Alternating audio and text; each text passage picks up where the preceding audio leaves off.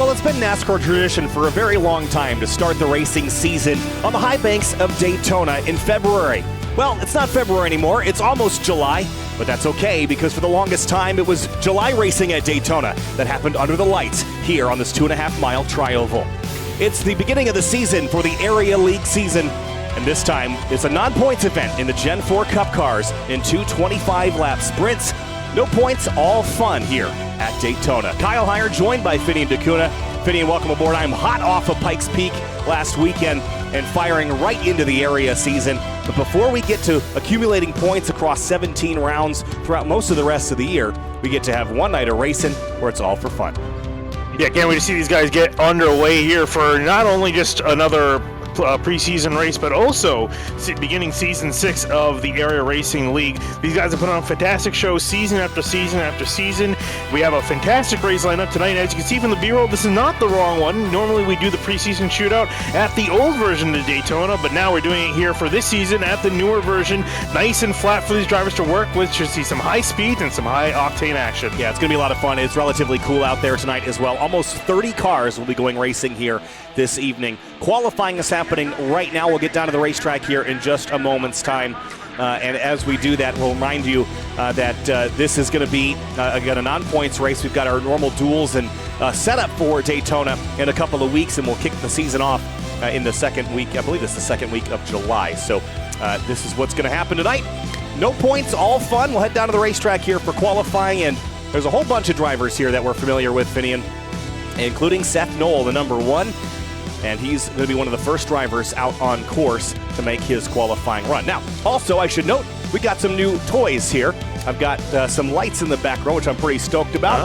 And we'll also have a new graphics package for the beginning of the season as far as the ticker and things of the sort. So all fun things coming your way on SimTV here as we get into the second half of 2024. Yeah, I thought I saw some new lights in your background in one camera shot. I was like, those lights were not there before. No, they were not. They are now. I really wanted to hook them up to the flags, but the lights I have aren't compatible with SimHub, unfortunately. But regardless, let's get down to the racetrack and get qualifying underway here. Again, this is probably the least consequential qualifying of the entire season, but it's all in the name of fun as Jeremy Miller heads onto the back straightaway. Self-described plate goat, getting things done here. Yeah, getting out there, getting ready to put one lap down, and one lap only down for these drivers. Is the same rule I think is going to be applying across the whole series on the bigger tracks. One lap only for these drivers to put down in qualifying. And again, like you mentioned, not a whole lot you really need to do. Just keep it down towards that double yellow line. And just keep your foot on the gas all the way around. You can see Miller actually going straight below there. This is totally legal on the apron. Trying to get that much more, a couple thousandths of a second more, and he'll be the first driver to put a time down. 183.389 miles an hour, and he is bested by Connor Horn, who goes to the top, and Connor Urashak goes to the top, and this will be a common story here as drivers continue to put down their times. 183.58 miles an hour. And of course, we also have our previous season champion joining us, Michael Curhan in the 24, and he's got his signs as he always does.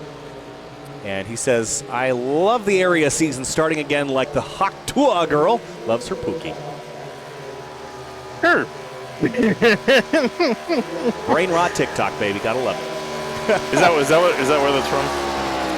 What, Haktua thing?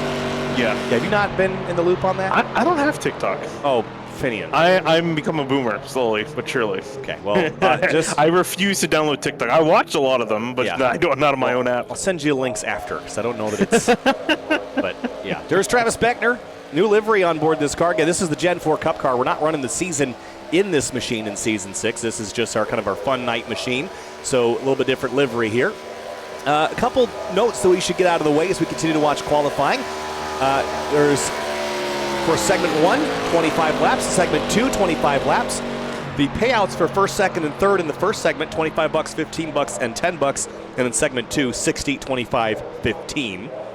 And the caution will be thrown as soon as the leaders cross the stripe to complete lap 25. And in segment 2, there's an invert. Drivers will pit and be called out of pit lane in reverse order for the second segment. And you do not have to take tires and or fuel. That's going to make things really interesting then for segment number 2, that next 25-lap sprint to the end. $150 on the line for these drivers tonight. As you mentioned, the top 3 payouts in each segment, especially the one near the end, $60 to the winner. And of course, Casey Lakatos, winner of this race last season. Actually, speaking of which, just getting out on the track to get his warm-up lap underway. And Casey Lakatos on the road now. As he gets up to speed, you'll notice some new partners in the top right. Elite Entertainment joins us this season. Glad to have them on board. And we've got a handful of others that you'll see rotate up their Sim Racer hub as well. And a few more, including Blue Tip Pool Builders, the High Banks Podcast, and Slinger Racing Graphics, in addition to Florida State Builders, Sim Racer Hub, I mentioned before, Elite Entertainment, HelloFresh, and of course, all the drivers and teams for being here for yet another season. This is season 6. Was it season 2 that we began with this group, Finian? It's been a number of years. End of season 2, yeah. End of season 2. So it's been a long partnership that all of a sudden with this group of guys, and honestly, fantastic. One of the best oval races we've seen on the service. Constant entertaining racing, close racing with these guys as qualifying has come to an end. Yeah, Casey Lakatos didn't get that lap in either, so he'll start at the tail alongside Jake Nichols, Joshua Balliet, and Jacob Bell. But you mentioned, this great partnership. It has been a couple of years now, and I think one of the great things about this league is that they've got so much stability with the way that they've constructed this, with the charters, with the team system, and of course with the prizes and payouts and things of the sort. So they have got a really stable base for competition, and I think that's really panned out well for them in keeping a consistent group throughout a season, which, Finian, that's been the hardest thing, is not only keeping drivers from season to season, but throughout a season, especially with a playoff format. They've really, I think, struck gold with the way that they are organizing this league and keeping drivers around.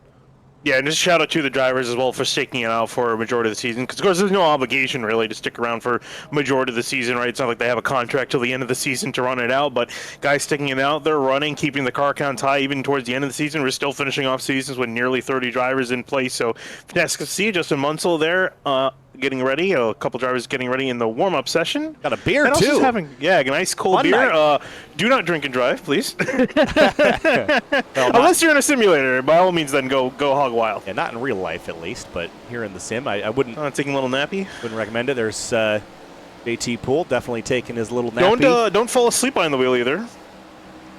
Yeah, in real life. Yeah, these guys are not demonstrating.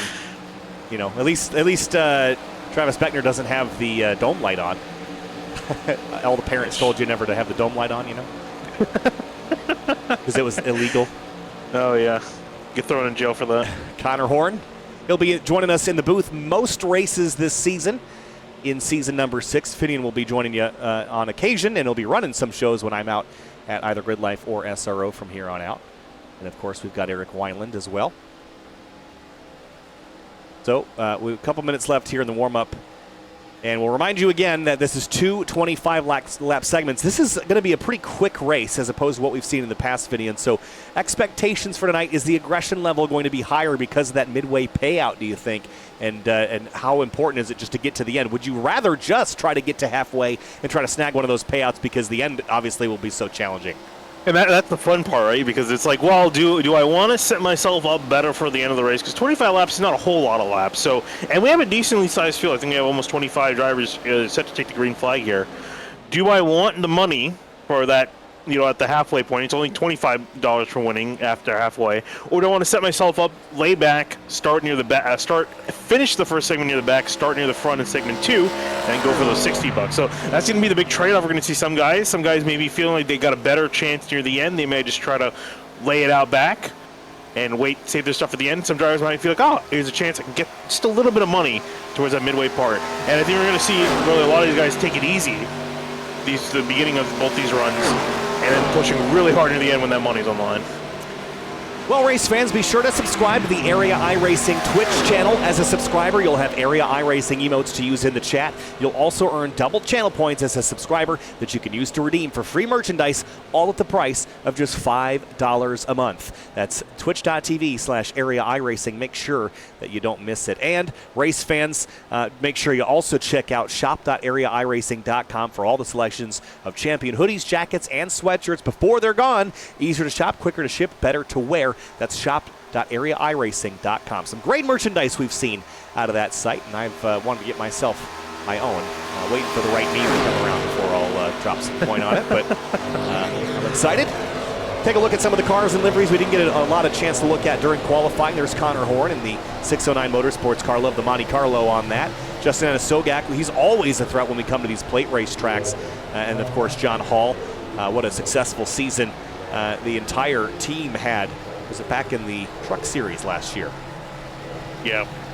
They had a really solid program going for them in that series and rocking around there. It's so weird to see Celsius and not see Seth Knoll. I feel like I've mostly associated him with that sponsor in this series. Ryan, what are we running GTRs? What's going on here? Ryan Hartz, and it seems like it. That's the 43 behind him of Matthew Bell. First time I've seen Nissan on. This is cursed on this body. I have never. Have you ever? No, I've never. Getting a pair of Godzillas down the back straightaway here at Daytona, getting warmed up.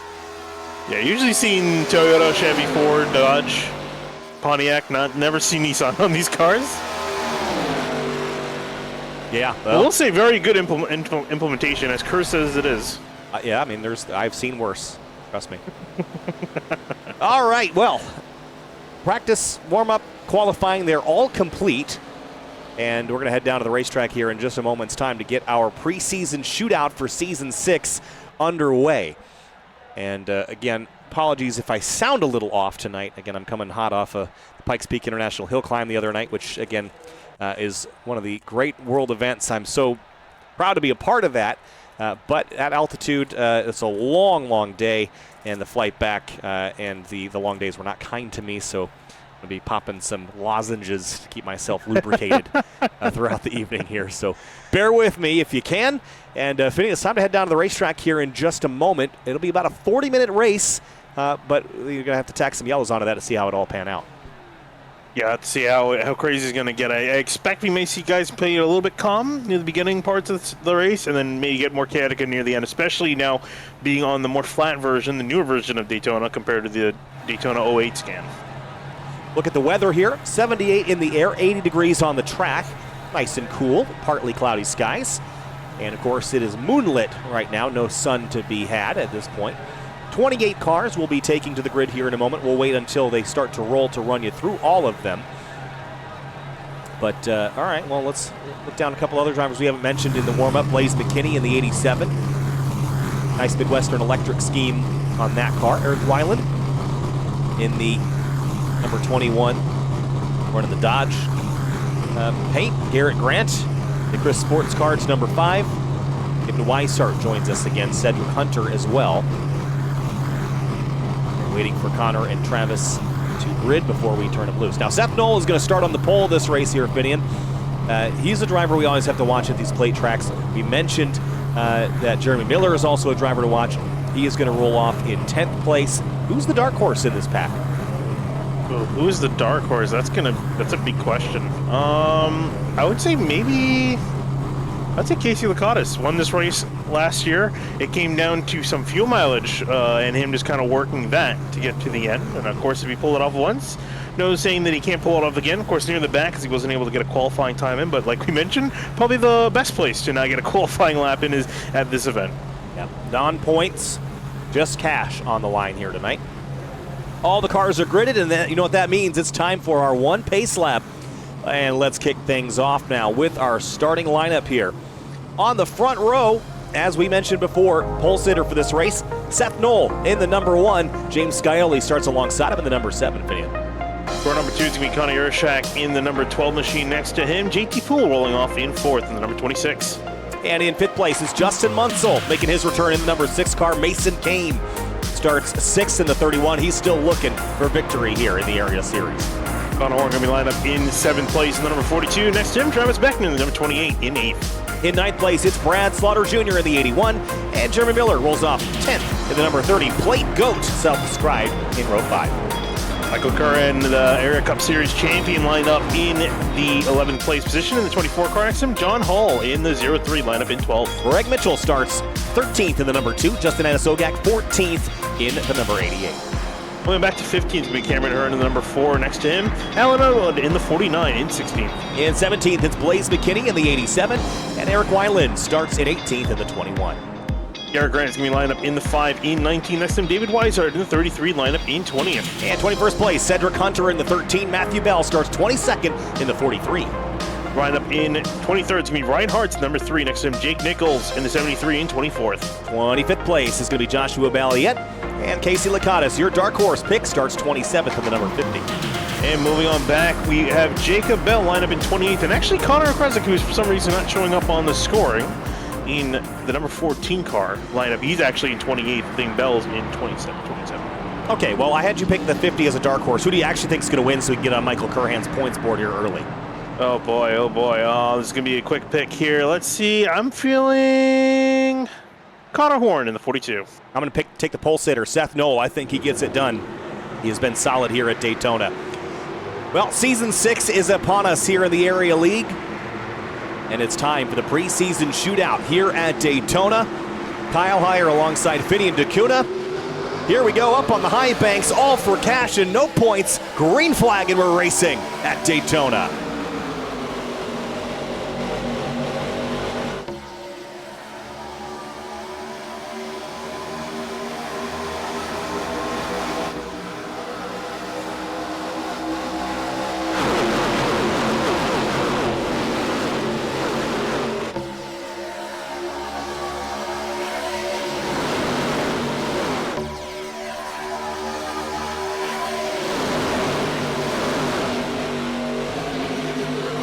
Off into turn 3 for the first time. James Scioli pulling ahead with help from JT Poole. That all gold car, by the way, that's an easy one to spot as he tucks in behind the 7 on the high side. Yeah, Travis Beckner, number 26. Sorry, that's JT Poole in 26. Lined up in 4th, trying to push around the outside. And leading lap 1 is going to be James Scioli by just a hair on the outside line, being pushed by that gold 26. On the bottom, Seth Knoll trying to see if he can get something going. Connor Yurshak in that pink salmon for 12. Yeah, 2 tidy lines for now, and with how quickly this is going to go by, I don't know how long it will stay tidy for, but with cash on the line, I think you tend to see some drivers be a lot more cautious because they just want to make it, and some that just throw all the caution to the wind. There's Travis Beckner in the 28. Up on the high side behind the Huckett Films car, that's Mason Kane in the 31. It's Justin Munsell in the bottom, 2 by 2. 2 by 2 they go, and again, like I mentioned before, I think we're going to see this a lot for the early parts of the season. Wow, he really needs to turn on another light. You can barely see his face. It's dark out, Vinny. We're not racing in the day like we did in the past. He's committing to the bid. Yeah, he's going out there on currently 4th on the outside lane, 8th overall at the moment. But like I mentioned, everyone is taking it easy, calm, but this is definitely the calm before the storm.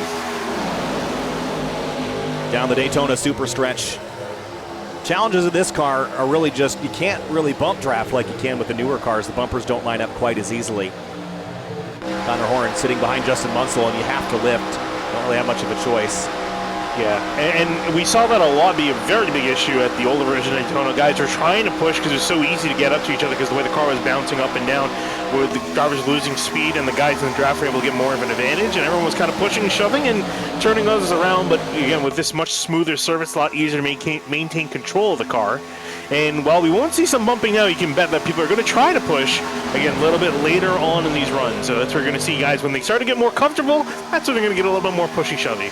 Up on the way top side there is that Brad Slaughter in the 81. Yes, it is in the Simrat Market car, making it 3 wide. He's got John Hall in the middle, and behind him is Justin Anasogak in the 88, another driver that is persistently up front, and now sucker hold in the middle is John Hall. Big check up on the bottom of the 24, gets sideways. Whoa. He saves it somehow, chases it across the road, and I cannot believe they didn't just wad him up there. Yeah, everyone got a little bit loose there, especially drumming on the brakes, trying to get off the gas, and they'll continue on. 3 wide still up near the front. After that massive checkup, it's going to be Mason Kane that's going to try to take it around the outside. He's getting some help from the 20 of Travis Beckner. Oh, trouble. The 21 to the bottom of the racetrack and back up. Slams into the 33, sends him around for a spin. Oh, Colonel and several. David Weishart's in it. 43's in it, and more. First caution of the night, lap 5. That'll go, and that 33 car is destroyed. I will say, who was the first car? It was the 21 that went around first, right? I think so. He just got tagged by the 30 of Miller. That's what gets the 33 turned around, and then they're behind him. They just piled in there. Yeah, huge. 43 came flying into the 33 of Weishart. That was Matthew Bell that collided with him. Oh, man, and he tried to miss it. He ran himself into the wall trying to miss it. Look, Blaze McKinney there on the apron trying to avoid it. He avoided disaster. Gosh, the 43 up and on top of the 33 of Weishart. A couple drivers just trying to sneak through here. Who's that at the very end? Is that the 2 of Greg Mitchell? Yeah, let's see what he sees from his perspective. These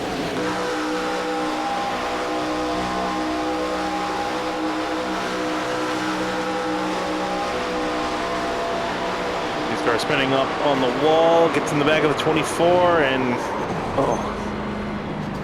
and violent wreck. Had to come to a stop, and it just slid around as he tried to grind it down.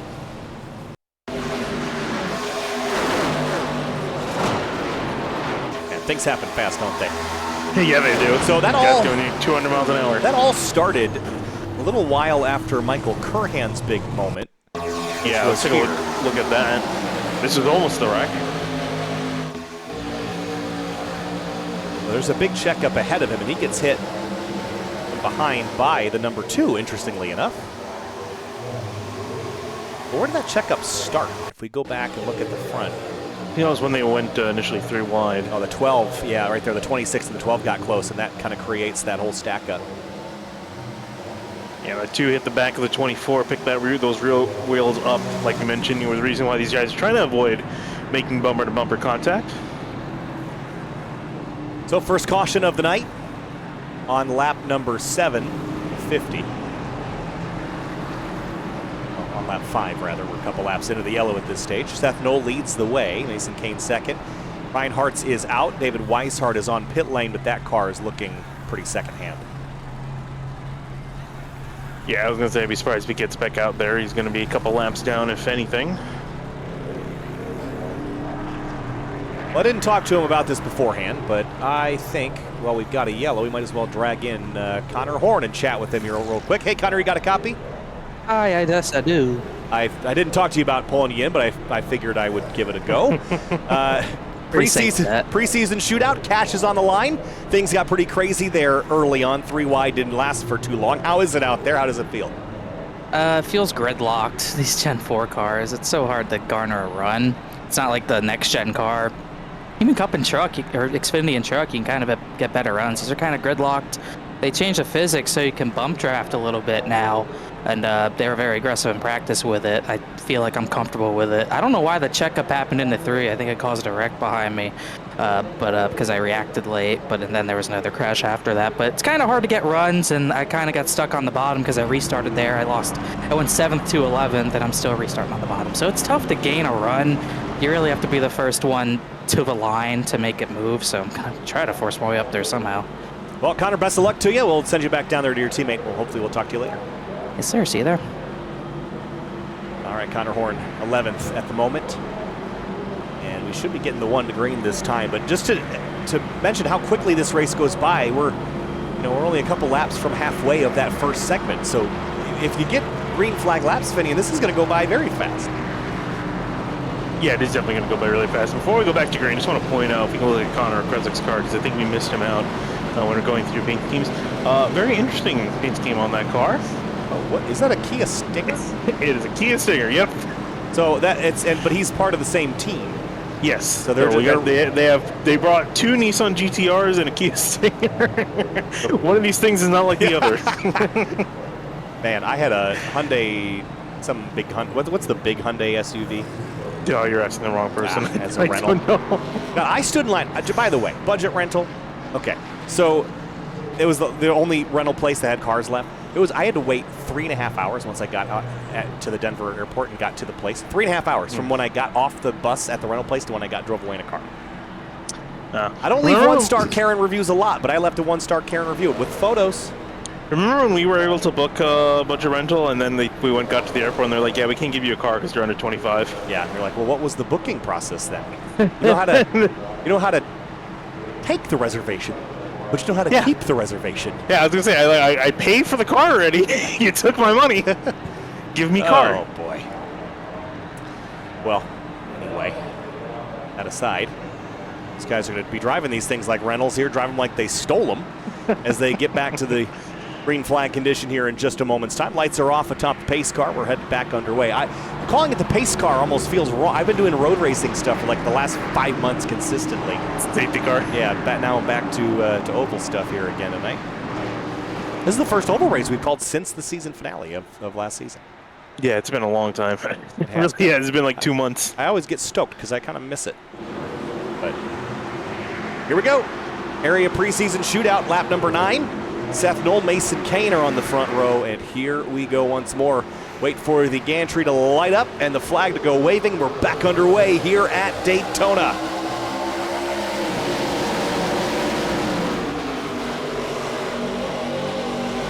Big lane change to the upper groove there for Seth Knoll. Wasn't waiting around. Yeah, I wonder if that was planned or not. It looked like maybe a slight bump gone wrong. James Kelly trying to bump his teammate, the one of Seth Knoll, and sent him a bit up the track, and then it looked like the one just decided to stay up there. Might have been planned so they can control both lanes. That's always a smart strategy we see.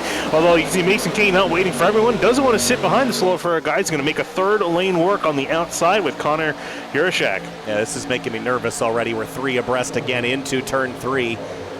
And that's very, very tight. A little bit of slipping and sliding around, but so far so good here. Keep it going as they're getting up to speed. You're starting to see drivers be a little bit more bold instead of staying nose to tail, double line. And you're seeing at least one group of drivers trying to make it 3 wide, but it looks like no one else is going with it. Mason Kane trying to get Urashak back there. Ooh. A little bit of a slipstream, gets back in line. Big lane change there to the center of the road. And on the top side now, Urashak is all by himself. Now 2x2 mostly. Down the super stretch, working lap 10 of 50.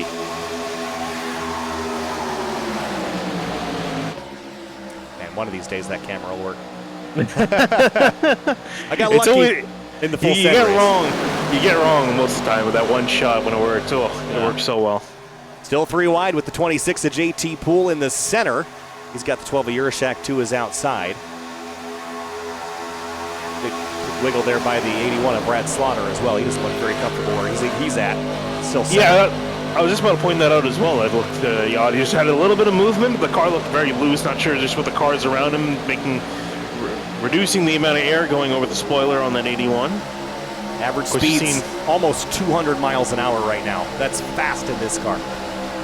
Yeah, very fast, and again, making it very slippery again with this car. You know, side drive becoming much more of a more recent thing in super speedway racing, and drivers taking advantage of that. I think the thing to consider also is that this body wouldn't have run on the super speedways. They had dedicated bodies that were shaped very differently. You're right. So it makes these a bit of a strange car, I think, for this particular kind of racing. 3x3 at the front, and Mason Kane split in the middle, JT to the top, and that is the 7 of Scioli on the bottom of the pink car. Or purple, I suppose. Yeah, there's definitely purple on that. A lovely shade of purple there. Oh, and it looks like the 6 of Justin Munsell dipped out of line. He's dropping back. He's had enough. Yeah, doesn't like what he sees. I'll be honest, I don't either.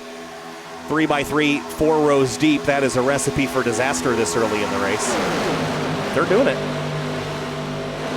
Trying to make it work. See how long it lasts. Oddly enough, that last wreck wasn't really when they were 3 wide. It was towards the end of the 3 wide pack that a wreck occurred. So this definitely could go on for a while if everyone plays patient. But, you know, with money on the line, I think patience just gets thrown out the window. Yeah, I mean, this is a short race and broken up into segments where there's cash on the line at the end of both. That's going to ramp things up a lot quicker than we would have in the past with just I think it was just a 70-lap race previously. But we're not seeing huge runs. Connor mentioned that in his interview that you don't get those massive runs like you get in the contemporary cars. So that might reduce some of the accident opportunity, right? Because really those accidents are caused by differences in pace more than they are just the groups of cars together. I'll check up on the outside lane. They're starting to lose a little bit of steam. Blaze McKinney in the background going to pull back to the bottom lane. Looks like they're making a little bit more progress. 73 of Jake Nichols started at the tail of the field, and look at what he sees out the windshield. This is getting getting pretty chaotic, but it's going to drive right into the center of the tornado here. Yeah, up he goes, trying to make some progress. One of the biggest movers of this race. Yeah, kind of stuck in the middle at the moment, though. Can't go left, can't go right, can't go forward. It's kind of stuck with all the cars around him. There's a pack. Well, it's not really much of a pack. Eric Wineland and Cameron Hearn are 6 seconds back. They're just playing the smart. They're going for the big bucks at the end of the race. I don't think that's playing. I think they got a lot of damage, and that's what's kind of causing them to stay back more. That too. I don't think there's definitely playing there. Very far off the pace. They're only heading around at 180 miles an hour compared to the near 200 with these guys as they head off into turn one. Well, at the end of the race, being the least damage is useful, so you just don't want to get more. So I think my point still stands. 49 of Alan Elwood is in the middle of everything too. That Simrat Market car, you see him right there, the green and black, middle of the road. Scioli pulling ahead, and this is got to be exhausting here to hold this car this tidy for this long. The nighttime temperatures help. Really cool track temp for Florida standards at 80 degrees, but you're still moving around quite a bit. Yeah, especially for Justin Asoga. He's dead in the middle of this pack. Can't go really anywhere. He's stuck in formation, whether he likes it or not. So he's got to maintain that. He's got to watch drivers on the left, on the right, in front of him, and behind him, and just got to keep that car out of harm's way. And you see JT Poole go from top to bottom to secure that lead. Brad Slaughter and Mason Kane still racing out behind him, as well as the 7 of James Scioli. JT, big elevator move top to bottom all the way down to the lobby, and he'll get a bit of a shot from the 7, but it's not enough to keep the 81 of Brad Slaughter Jr. from getting a huge shot from the 12 of Urashak, and here comes Kane now up the center.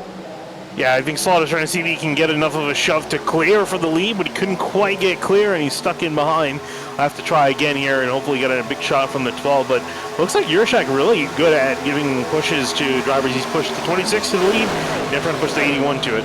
21 cars past the start line in a blink of an eye. Very, very close. Laps are winding down to that 25 point where we get that first segment and the yellow flag. Yeah, the first set of payouts here you're going to watch again in the next couple laps is going to start hitting heated near the front. Only the top 3 getting some money, and actually, speaking getting heated, it's going to get heated soon because coming up to some lap cars, Matthew Bell and Greg Mitchell very slow and off the pace, and these guys are coming up fast. JT on the bottom. There's Brad Slaughter Jr. in the center in that Toyota Corolla. And out of turn 4, that center lane gets a nice run. I think that's the hardest place to be, though. Oh, they're going to get lap cars in the corner. This is going to get interesting. Looks like Matthew Bell's going to pull off to the side of the track. That was wise. Let them on by. And Mitchell looks like he's aiming to stay high, but they're already 3 wide, so it's going to be 4. Here we go. That's going to be ugly. Down the backstretch, going to be a tight squeeze, 4 abreast. And somehow they get the front runners by him at least. Nicely done by everybody there. Yeah, I think they were lucky too. They caught him on the straightaway, not in the turns. The thing it was in the turns, it would have been a different story. A lot more to consider. Whoa, some contact between the 1 of Seth Knoll, almost turning around the 31 of Mason Kane. That would have caused a huge big wreck. wiggle. Urashak got a shot from behind from one of those GTRs. No, that's the Stinger. Dang it. Get it right. It's the Kia Stinger. It's the I think only that's the only time- one. I think the 2 GTRs are junked, so I think he's the only one left. Only time a Kia Stinger has ever been mistaken for a GTR in its entire existence. The 81, center of the road here. Look at a big shove coming from the 1 and the 26 on the 31. Look at how the front bumpers dive under the rear bumpers there. That lineup, that's where you get yourself into trouble, especially off into the corners. But there's still 3 across. This is crazy. I haven't seen them do this long, this successfully in quite some time. Yeah, and again, it's all with some money on the line as well, so I don't think we're going to be as tidy as it is right now with the next couple of laps here. About 6 laps to go till halfway until we get that first caution. Yeah, 6 laps. There's a gyro over the shoulder cam here, Vanasogak. This is claustrophobic almost. Off into the 31-degree banking here at Daytona. It's the 42 of Connor Horn and his outside, the 7 of Scioli to his inside. Just thread the sequence there with Connor Okrezik and keep your foot in it. Yeah, and for him, he's been stuck in this formation for the last 10 laps and hasn't really got anywhere. He's near the front, but again, if he wants any money, he's going to have to really push or try to squeeze his way into the top or bottom lane if something opens up. Coming to 5 laps to go in the segment. And remember that the winner gets $25. That's a track and a car or 2 cars in iRacing dollars. And second place, 15, third place, 10. And from fourth on back, you get nada. You got to try again in segment 2. And in this lead group, we have just about 17 cars all within half a second of each other. And every last one of them thinks they can win this race. I don't even think about the end of the race right now. I think they're thinking of winning the segment, majority of them. I see some separation there. Brad Slaughter clear on the bottom. The Lex not to take it. That allows Mason Kane to come back up. That was a little tight there out of 4. Kane was having trouble keeping it down. 4 laps to go. Jurashak with a shot from the 14 of Okrezik. And Connor Horn's up there as well, following that stinger. That was a little bit wild off into the corner there for Connor Horn. He's a little bit up out of the groove. And the 88's going to take advantage of that and pull Elwood through with him. Yeah, a little bit loose as well for the number 42. And that caused the South lane to completely lose their steam. And now we'll see someone from the middle lane jump up to join them. Seth No looked like he was tempted to stick up there, but it's going to bring it back down to the middle.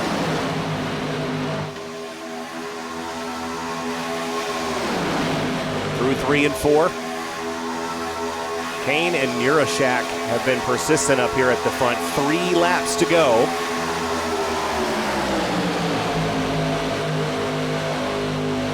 One of the things I hadn't thought about is we don't really have the existence of scoring loops here.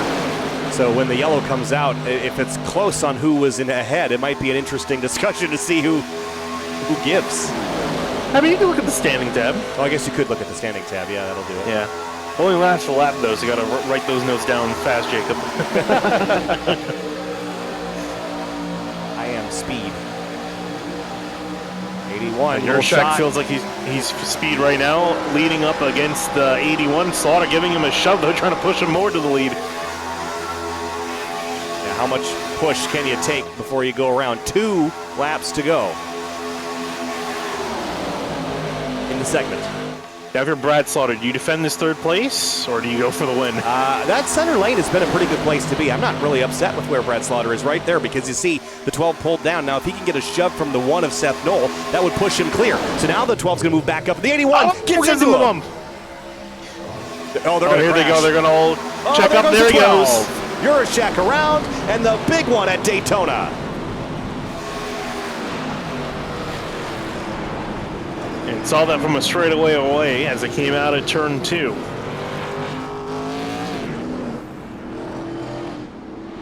That was a whole bunch of cars.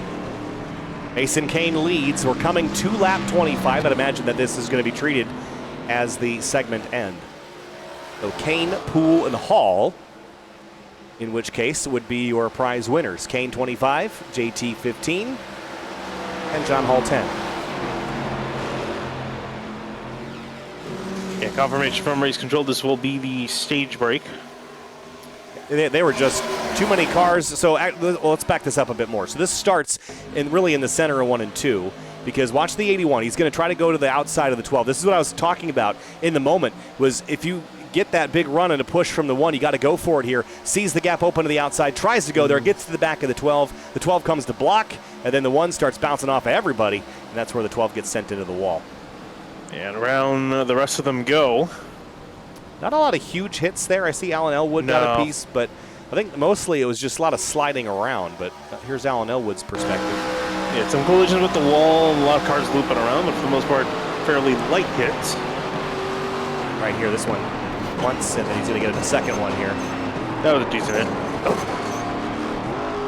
And someone went sailing down the inside of turn 3. I didn't get a number on it.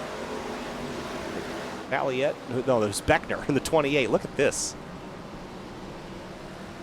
That he wanted to stay out of it. Unfortunately, wasn't able to get in the top 3. Was able to get to 5th, though. Woo! Man.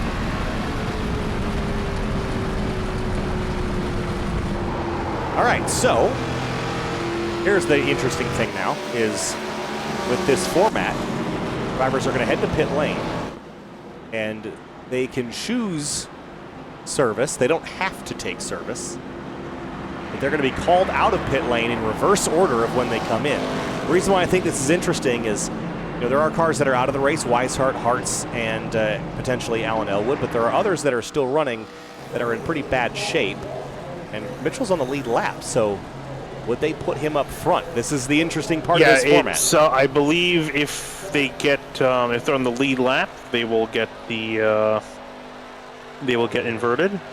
I guess the question is, was he was a lap down, I think, before the caution, right? Yeah, you're right about that. So that would leave Cameron Hearn potentially in that place.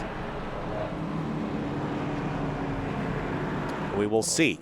Left-hand side of your screen is the running order as it was at the tail end of that segment. Payne, Poole, Hall, Balliet, and Beckner are your top 5.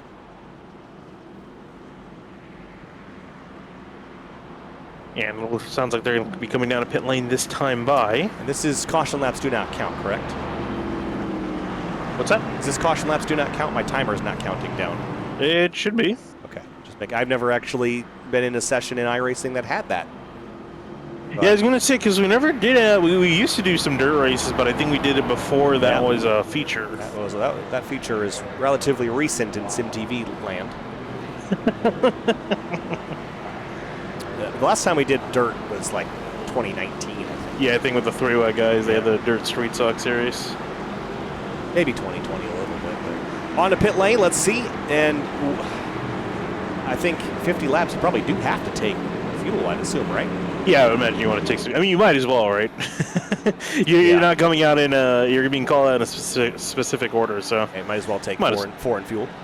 Yeah, because we've seen a couple guys get a little bit loose here and there, so I mean, I figured, if you can, it's a free stop, you might as well take the 4 tires and get reset. So we're not going to see a race off of pit road because, of course, getting drivers called back out. So we're going to see most drivers pretty much just sit in their pit stall, and we'll find out what the order will be for the start of segment 2. Yeah, it's basically just going to be in the reverse order of how they finish the segment. So now they're all mixed up because they're on the pit lane, but that's all the part of it. So this is the fun part about this preseason race, Finian, is that this is not what we're going to do for the rest of the year.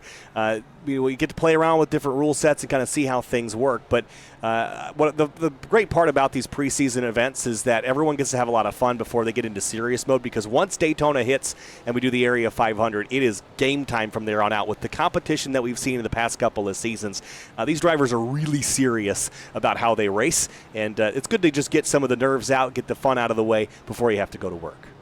Yeah, and work's not even going to start necessarily at the 500. Work's going to start next week when we have the duels to set the qualifying order for the 500. That'll be July 1st, and then, of course, the Area 500 will be on July 8th in 2 weeks' time.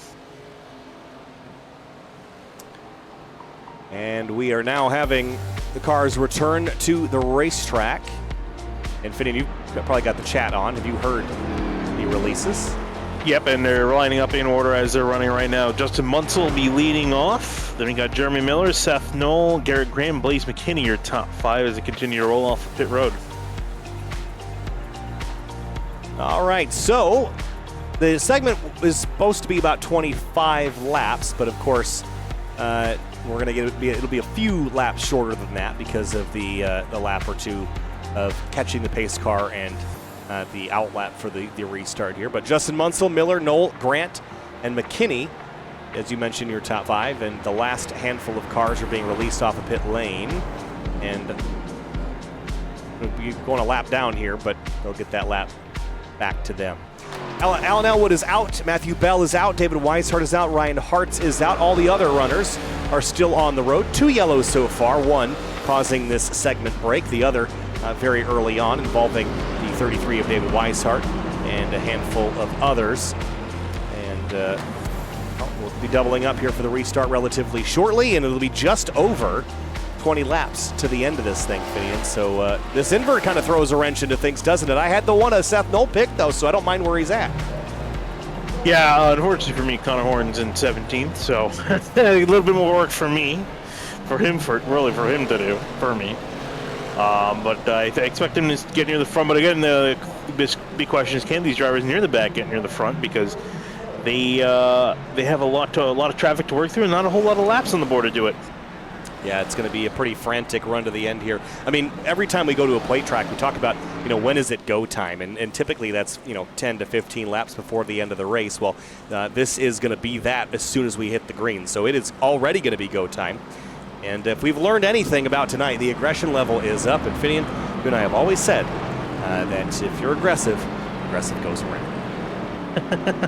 It's usually what ends up happening, right? A lot of times we pretty much saw it cause the second caution of the race.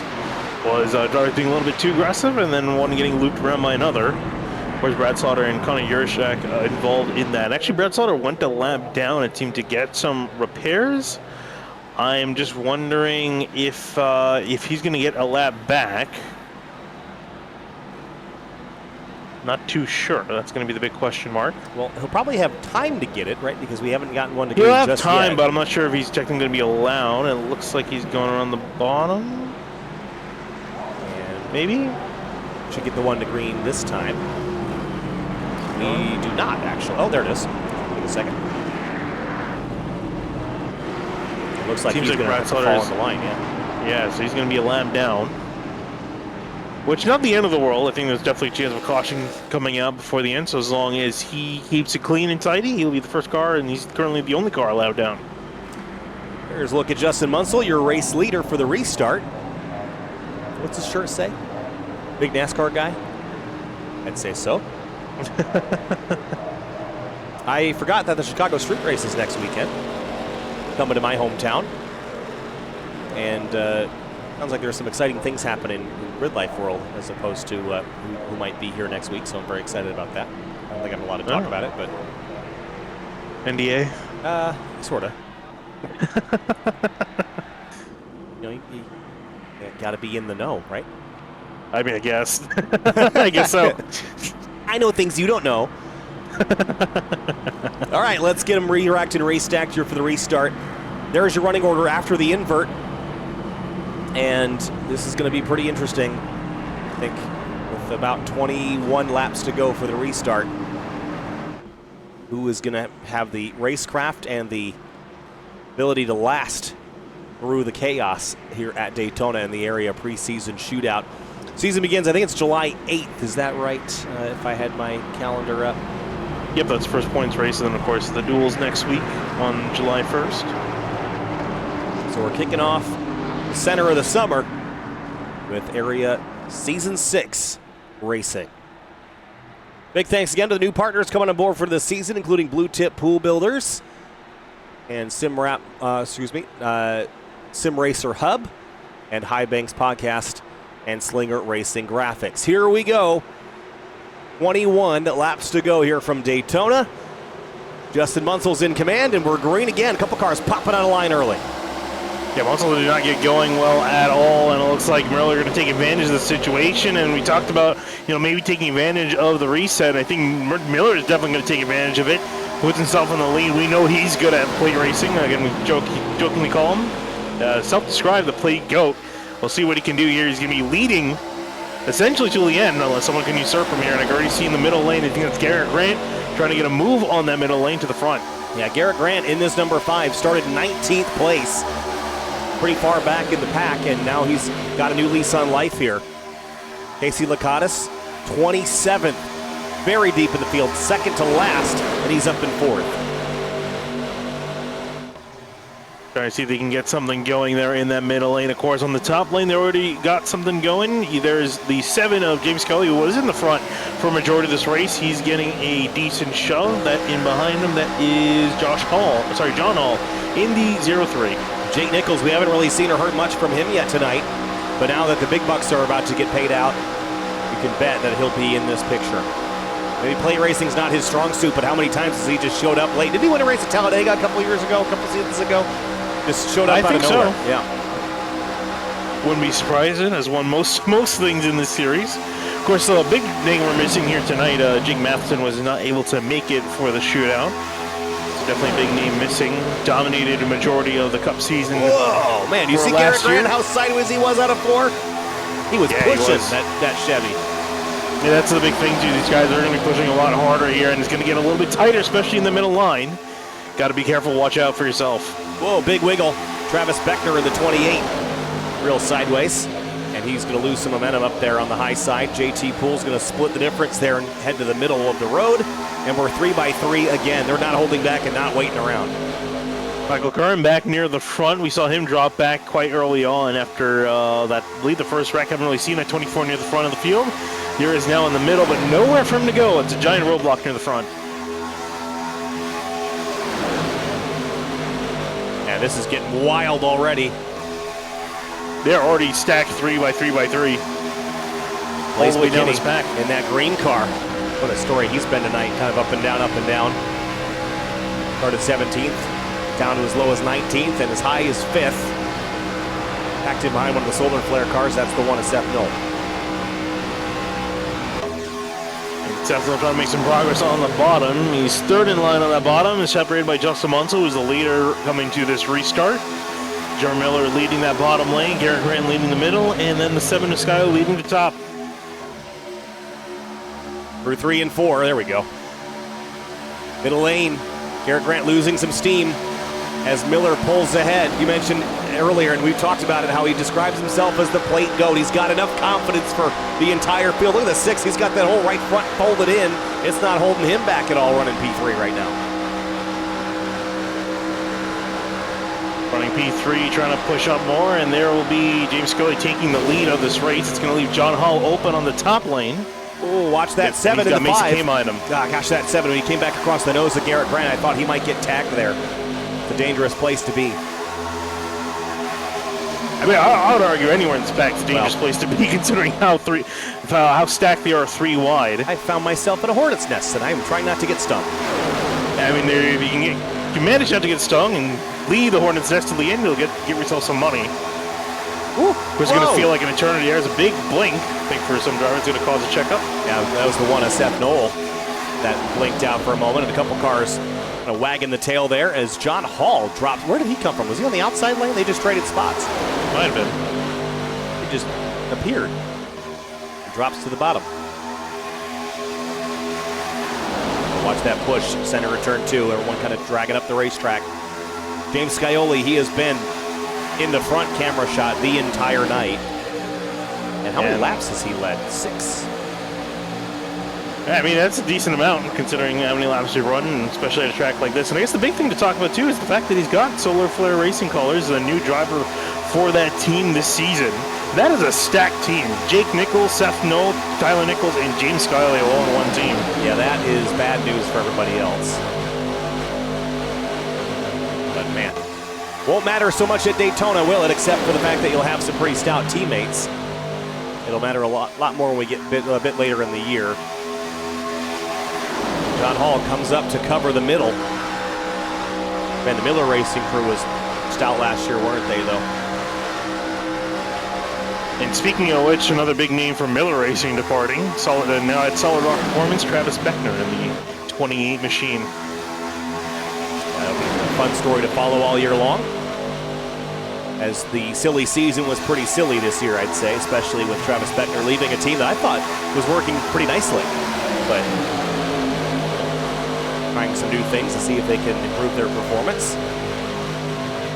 And now look at, wow, Kane on the bottom just got his, sorry, that was Miller rather, got his nose slammed by John Hall as he came down the racetrack ahead of the 30.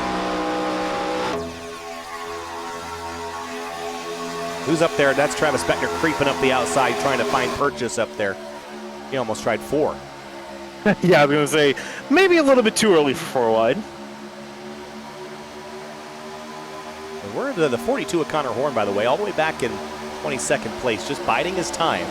I think there's still another yellow or 2 to be had before this race. I think he smells the blood in the water. And, the big thing, of course, obviously these guys, the non-points race, so you don't have to keep in it to the end. But, of course, if you want that money, you get the big debate. Do you push yourself near the front of the field like we see where John Hall, James Scully, Jeremy Miller are? Or do you want to wait near the back and wait for things to wait for a big wreck to happen? Because I think it's definitely going to happen.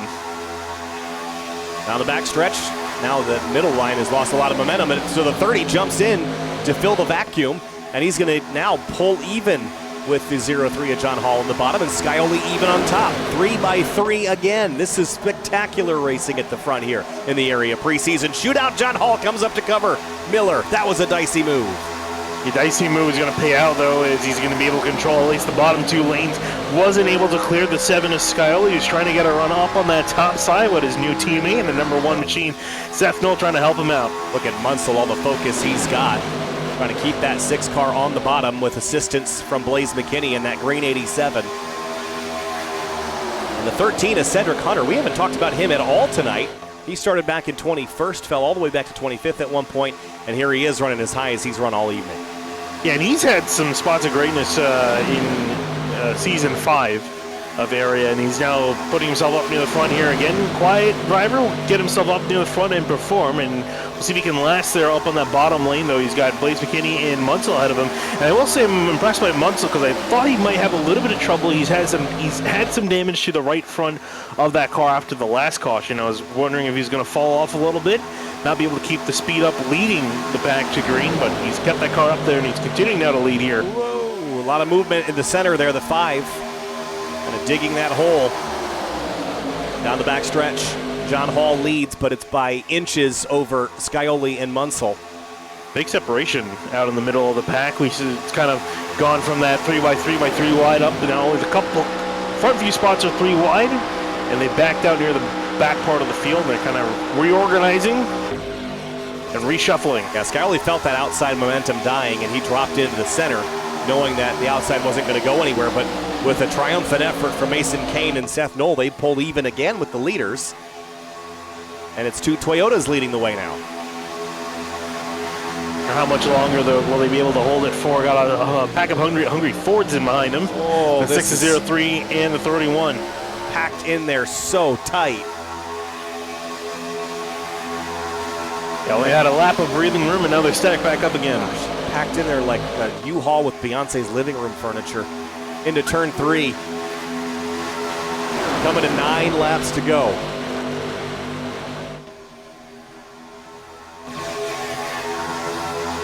Justin Munsell trying to pull even on the bottom with that right front fender bowed in like that. Doesn't seem to be hurting him with assistance from the 87. Blaze McKinney would love to taste clean air up here, but he's just packed in there tight.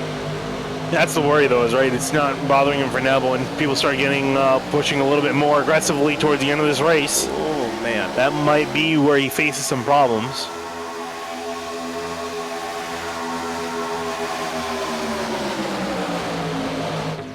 You can see the different momentums here. The outside lane, despite having less cars in it, is carrying very good speed until the center of the corner when that shorter way around Mason seems to prevail. Kane is reporting that he is hot under the hood, so he's trying to back off, so I think the outside lane's going to die a little bit.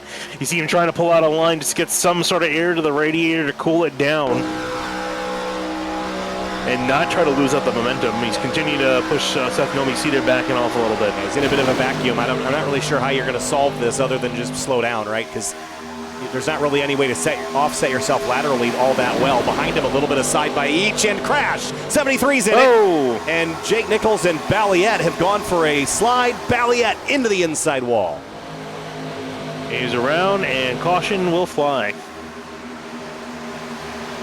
And Travis Beckner was also in it. And that is with 8 laps to go, which is going to get us reset for a pretty exciting finish. Let's go back and see what happened to Balliet. Yeah, I saw this. Garrett Grant up in the outside wall.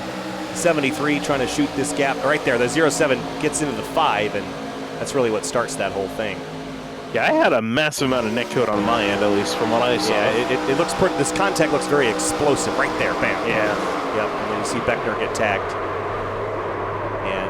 Just a little bit of contact. I don't think that'll be catastrophic.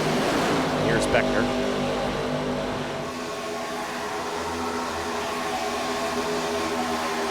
He just locked up the brakes and woed it down.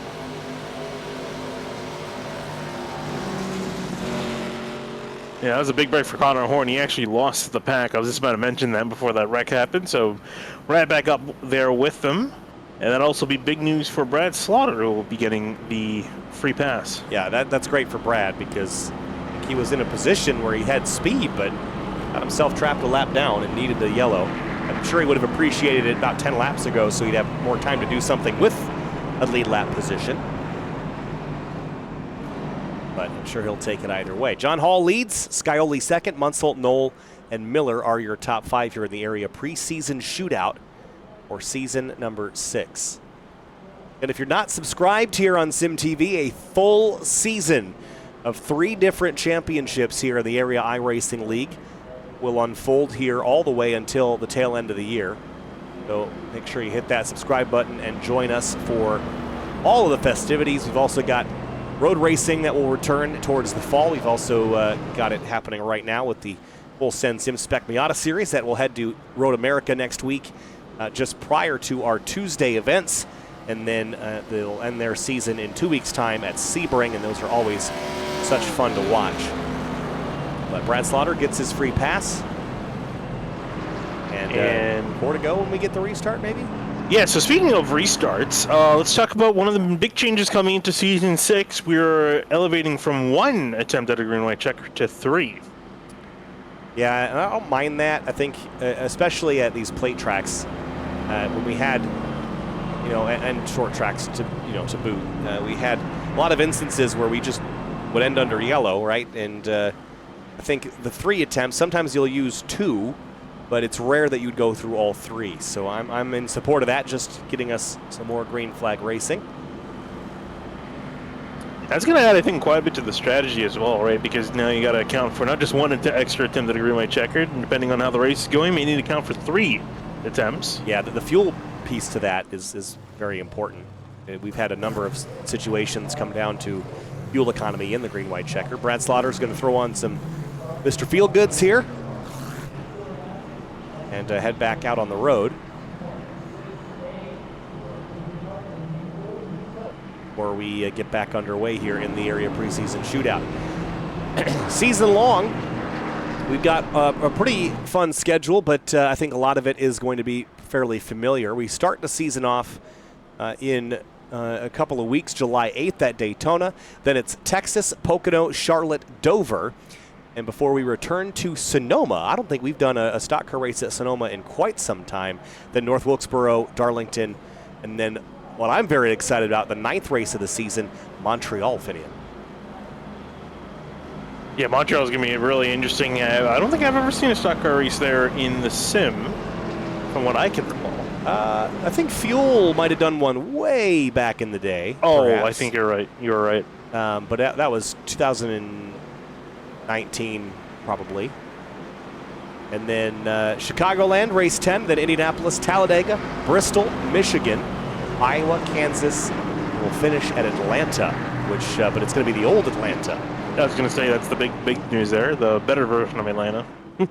Yeah, I mean, don't at me. The new Atlanta is something, but I don't know if it's the thing that it's anybody not Atlanta asked for. though. No, I don't know if it's like I don't mind the new Atlanta as a track. It's just really unfortunate we had to lose the previous Atlanta. Yeah, I didn't really love Atlanta all that much before, so I mean, my fandom was mostly during the Kevin Harvick domination years. So, I mean, I just think it had so much character to it. To destroy your tires. Yeah. Well, I think they figured they were going to destroy the racing there anyway because it had to get repaved, so they might as well change it up. But I don't know, it didn't work out. All right. Well, it'll be a 4-lap shootout, assuming that we don't get a green-white checkered. If we get a green-white checker, we could probably run up to 60 laps. We'll see how this pans out. I imagine we're going to at least get 1. Oh, I think, yeah. And beyond that, I think it takes long enough to get organized that I think getting 1 green flag lap in to get to the white after a green-white checkered start, I think that is easier. But a 4-lap run-up, you're bound to see some chaos because everyone's going to get organized and have time to start making chaotic moves by the time that white comes out. Well, 4 laps left in this short preseason race. Cash on the line. John Hall trying to claim it, and so is everybody else. Green flag back in the air. Oh, big stack up as JT Pool's going to immediately jump to the outside lane, trying to avoid some contact.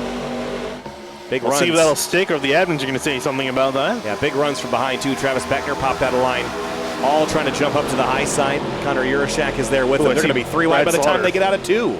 I see Brad Slaughter cutting, making some moves in the background. That red and black machine. He's got a new lease on life. Finally has a chance to race up with these guys. Well, he has 4 laps to do it to get near the front if he wants to. Justin Munsell, we see him glancing up in the rear view. Scioli is going to give him a shot. Munsell leads into turn 3. And Miller on the bottom giving John Hall a shove.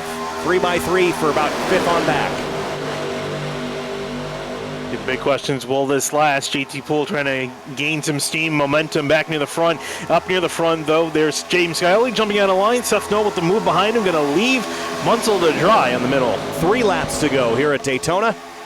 All to the bottom, Munsell to the middle, and Scioli to the top. Big wiggle from the 5 at Garrett Grant. And I'll tell you what, the 81 is trying to move forward, but he's just getting stunted. Where are you going to go, right? I mean, look at this mess out the windshield. How do you pick your way through that? I'd say full throttle to the finish, basically, at this point. We've reached that point in the race. Not going to lift until I see a checker flag or God, right? Yep. Oh, cars in the wall, crash. 28 Beckner's around hard in the wall. Big hit for Travis Beckner. Caution is out. And first, green-white checker. He took a huge hit to that wall. That car is definitely going to be out of it. Here's a look. Following Anna Sogak, I think the 88 is going to get into the wall first, and it's a stack-up sort of situation right here. The 88 gets in the wall, the 28 gets into him, Connor Horn gets into him, and bam, into the wall, and then gets center punched again by the 42. Yeah, solid hit for the 42 as well, Connor Horn. He's going to have to get lengthy repairs in pit lanes. I think he's also going to be done for the night. Yeah, Connor probably would have been all right. The first impact. Then the second one, though. Right here, bam. Oof. That 28 got all 4 tires up off the ground. Man, big hit there.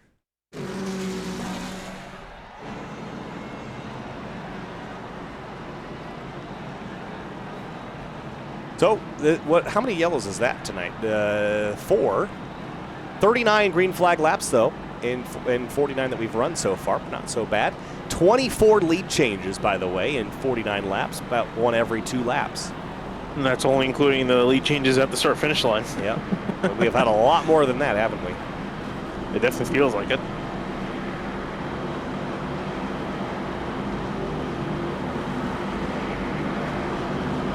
So with now 3 laps to go, this race will be extended at least another lap or 2. So wherever our picks fared, I picked the 1 of Seth Noel. He's currently 4th, and you picked Connor Horn, and he's 22nd. And heavily I guess the question now becomes, is Michael Curran going to score this as a non-points event for the announcer picks? We'll see. We shall see. Or do I get $50?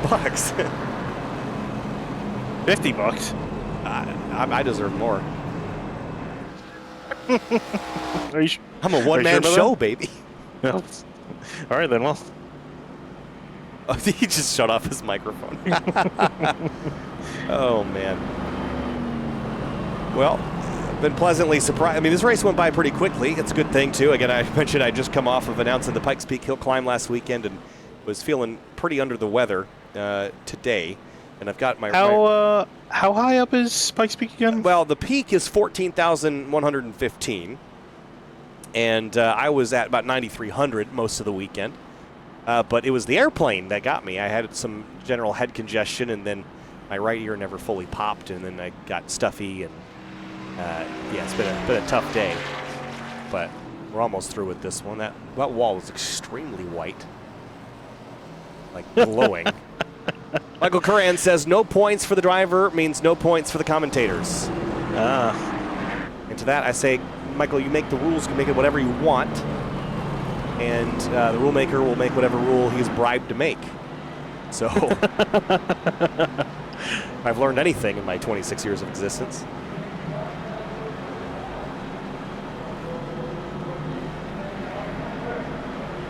Michael Curran's going to see an excess of funds in his account by the end of the night. Not necessarily from winning the race. Well, he is still in the running himself, isn't he? He 56. And there's the one to green, so next time by, be 2 laps to go. And I predict that we're going to get there. I think we're going to get to the white, and then chaos will ensue. I think we're going to have more than one attempt. I think drivers are going to test the waters with the new rule. Yeah, I mean, you might as well, right? Run it out. Remember back that, I think it was the Open for the All-Star race with these cars? Yes. At a turn 4 when they just all piled in. Oh, yeah. And I had a silly laugh because I was just completely blown away by how hilarious it was in the moment. Yep. Yeah. That clip is viewable on the area iRacing socials. Found it the other day.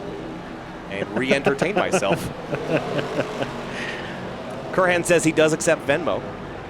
Oh, there you go. So at least that's it's not as I mean I was going to give it Bitcoin so the transaction couldn't be traced, but I mean works? I mean yes, but it doesn't work when you announce it to the world. Well, but now you know I wouldn't do it because I told you, but then I'm going to do it because you think I wouldn't do it because I told you. I mean, normally we say that this race is like a game of chess, not necessarily the bribing behind the scenes of the race. Hey man. Trying to make a living in this world. We're coming to 2 to go, and John Hall, Jeremy Miller, and Scioli are your leaders. Here's a look again at your running order before we pull it away for the restart. And I think anybody in the top 15 is in position to win this race. I think if you're beyond that, it's going to take a pretty catastrophic situation to pull your way through, unless you can make this next lap the busiest of your entire race so far. John Hall, Scioli, and Mason Kane are lined up on the bottom. On the outside, it is Miller, Knoll, and Curhan. Here we go. The area Season 6 preseason shootout. 5 miles left from Daytona, and we're back underway. A good run from the one of Knoll to give the 30 a push. Yeah, so Curran waited a little bit to get on the throttle. He wasn't lined up completely to the bumper, the one. I wonder if he's planning a bit of a slingshot move to the outside to make something happen. Looks like not for now. I'm curious to see who's going to be the first to pull out to make it 3 wide up near the front. Well, watch the background there. It's the 21 of Eric Wineland, who had an opportunity to go middle 3 wide, but he didn't take it. Now onto the back straightaway. Here comes the shuffling. Big moves here. Curhan jumps to the outside, and he'll pick up Munsell.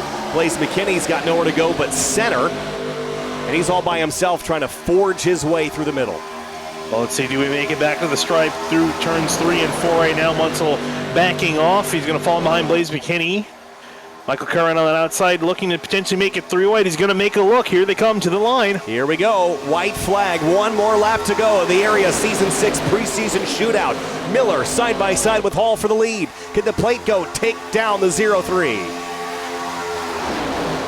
Off they go. Michael Curran trying to make a move to the outside. No one worked with him. Connor Krzyzek trying to go by himself. He's got nothing. That outside lane is stalled out. Onto the backstretch. Here comes the big runs now. The 30 and the 1. Look at McKinney in that green car. He's all by himself without a shove from behind. But maybe that will pay dividends if these front 4 get together. Into 3 and 4 for the final time. The Solo Filler Racing guys are mixed up. They're now nose to tail. Let's see what happens here. John Hall leading out of turn 4. Checkered flag this time. John Hall has the advantage. Can anybody get there at the checkers? They cannot. John Hall wins the area preseason shootout, and they crash behind. Oh my gosh. Huge wreck behind. Oh boy. Up and over and on their lids. And everybody lives to the stripe. And there were some tight margins back there. But Hall, Scioli, and Miller, your top 3.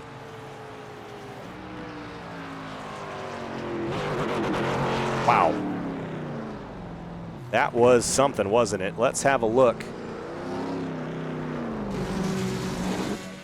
at the tail end of this. Coming out of 4 here, Finian. And no one could just build a run. I mean, this is not a car that these drivers have a lot of experience in. In the plate scenarios here, Knoll gets turned off the nose of McKinney, the 31 of, oh my gosh. Did you see what happened to Mason Kane? I think a bit at the end there. He'd take another look at that. Oh my gosh, he got absolutely just destroyed. Got to go back a little farther than this. This is about as ugly as a wreck as you're going to get at Daytona. Watch right here. He's going to get turned right into the outside wall. That's going to be hit number 1. passenger door hit number 2, up and airborne here. And then while he's grinding on the ground upside down, gets drilled from underneath by somebody else, and then into the catch fence nose first. That is a nasty wreck here, I will say. Wow. It is a good thing they don't need these cars for the rest of the season. I would say so. Let's make sure that we give John Hall the moment he deserves, winning this race, and led a couple of laps, too, 14. So it wasn't like you just came out of nowhere, but there was a celebration in the Celsius 03 car. Yep, solid job by him to keep that car near the front, clean, and up there where it mattered near the end of that race. And just I think got lucky with the 2 laps. Not enough of a run was able to be generated by anyone else. Mason Kane's on board here. Oh, man, was that 73? Who was that? Yeah, I think that was Jake Nichols that came in. That's the worst part, is seeing a car come in to absolutely annihilate you. This is going to hurt. Oh, man. Gosh, that was ugly. Parts and pieces and debris and all sorts of stuff flying around there.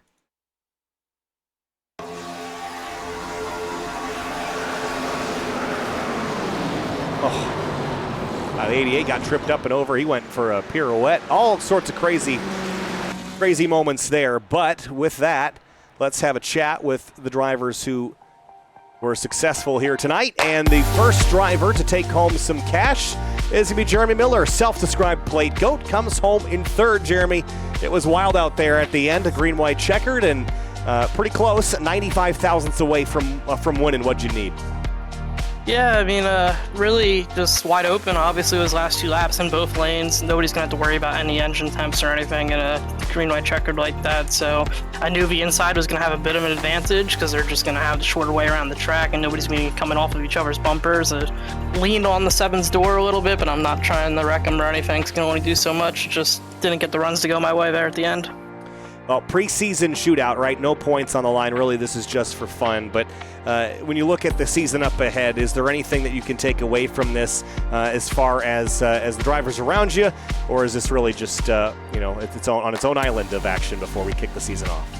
Yeah, I mean, this race is nothing like anything we're going to see in a few weeks with the Trucks Xfinity or Cup cars. Going to go try to win all 3 of those races for 609 Motorsports. Have to thank all of our partners with that, but I don't think anybody that did anything here is going to be driving the same way in those races. Just such a unique car when it comes to this plate racing. Like, I mean, Seth just PM'd me now. He was wide open the whole time, and I know he was. It's just not a lot you can do to really get the runs going. That's why we're packed in, gridlock 3x3. I know Connor used that term earlier in the race, just called it a traffic jam. So I'm just, I'm hoping not to wreck anybody going into Daytona. Felt really stupid at the beginning there. I just want to apologize to Eric and everybody that was caught up in that as well. Well, Jeremy Miller, third place here in the preseason shootout. Congratulations. We'll see you next week for the duels. Thanks, Kyle. And James Scioli comes home second, 64 one-thousandths away from taking home the biggest prize tonight, James. But pretty wild race, fun race though, and a lot of green flag running and slicing and dicing 3 wide most of the time, and you were right up in the thick of it for most of the race. Yeah, it was pretty fun. Happy to be up front the whole race. I know John was up there the whole race too. He did a pretty good job controlling. That last restart's tough. This thing doesn't get hot super quick, so we were all just kind of full throttle pushing each other. Not really much we could do there at the end, and the third lane never really formed to try and break up the middle and get anything going there. So it was kind of unfortunate, but all in all, I thought it was a pretty fun race. I would have liked to go back to old Daytona like we did last season. Maybe we can try that out again next season, but it's nice that you can push in this car now. You don't just scoop the car in front of you, so we were able to get some bigger runs, and we were moving pretty quick too. Yeah, it was fun to watch, and I think we're looking forward to this season. Silly season was pretty silly. You've teamed up with Solar Flare Racing. How excited are you to join their camp this year and be a part of what I would consider the super team of the area iRacing League? Yeah, definitely super excited. They've won a couple team championships in a row in the Cup Series, so definitely looking forward to be paired up with them and have some great teammates. Keep pushing me, keep getting me better. I don't want to just stay stagnant and kind of fall off. So happy to join them, and hopefully we can get the team championship, can get a couple more trophies this season than we did last season, and be there at the end of it. James Scioli second in the season 6 preseason shootout. James, we'll see you next week. Thanks, guys.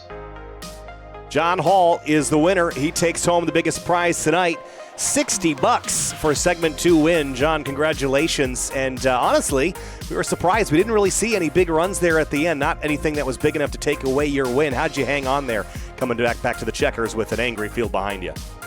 Yeah, I mean, I knew it was going to be really tough to hold everybody up on the top, so I kind of waited as long as I could in the zone to keep everybody 2 by 2 there and just hope the bottom prevailed at the end. But I'm glad it did, and had a timely yellow there earlier to set up getting the lead there in the restarts, and there was just hold bottom and pray. Yeah, what was the line? Hold the throttle open until you see God or a checkered flag. Oh yeah, for sure.